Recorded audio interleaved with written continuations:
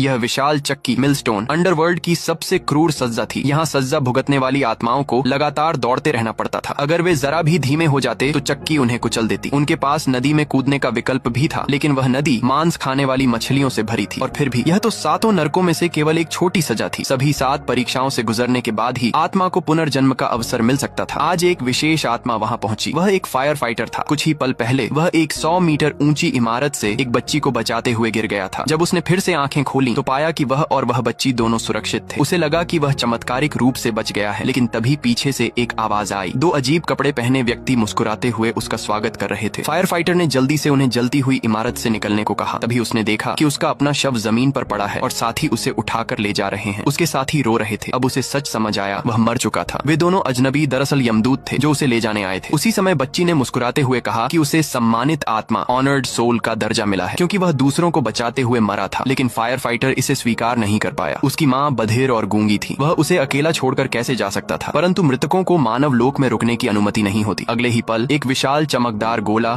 उसे एक दूसरी दुनिया में खींच ले गया। पल भर में वह अंडरवर्ल्ड के द्वार पर पहुंच गया। वहाँ हजारों आत्माएं इकट्ठा थीं जो 7 नरकों के न्याय का इंतजार कर रही थीं। लेकिन चूंकि वह एक सम्मानित आत्मा था, उसे विशेष रूप से प्राथमिकता दी गई। पर सब हैरान रह गए जब उसकी पहली परीक्षा हत्यारों का नरक निकली। लोग चकित थे। यह आदमी जिसने पूरी जिंदगी जाने बचाई, उसे हत्या के लिए कैसे परखा जा सकता है। एक यमदूत ने समझाया, हत्या का मतलब केवल सीधे मारना नहीं, बल्कि अप्रत्यक्ष कारण भी, जैसे किसी की ऐसी बातें या ऑनलाइन बुलिंग जिसकी वजह से कोई आत्महत्या कर ले। अचानक जमीन उसके पैरों के नीचे फट गई। यह था उबलते रक्त का नरक, बॉइलिंग ब्लड हेल, जहाँ हथियारों को अनंत काल तक यातना दी जाती है। वहाँ आत्माएं बाहर निकलने की कोशिश कर रही थीं। फायर फाइटर उन्हें ऊपर खींचने ही वाला था कि तभी एक गड़गड़ाहट भरी आवाज गूंजी। यह नरक का न्यायाधीश था। न्यायाधीश ने फायर फाइटर पर आरोप लगाया कि उसने एक रेस्क्यू मिशन के दौरान अपने साथी की मौत का कारण बना। उसके डर की वजह से साथी पीछे छूट गया। फायर फाइटर, जो पहले से ही अपराध बोध से दबा था, चुप हो गया। कोई सफाई न मिलने पर न्यायाधीश ने उसे 50 साल उबलते रक्त की सजा सुना दी। लेकिन क्या यह सच था? तभी यमदूत ने सच्चाई बताई। उस हादसे में साथी ने ही उससे कहा था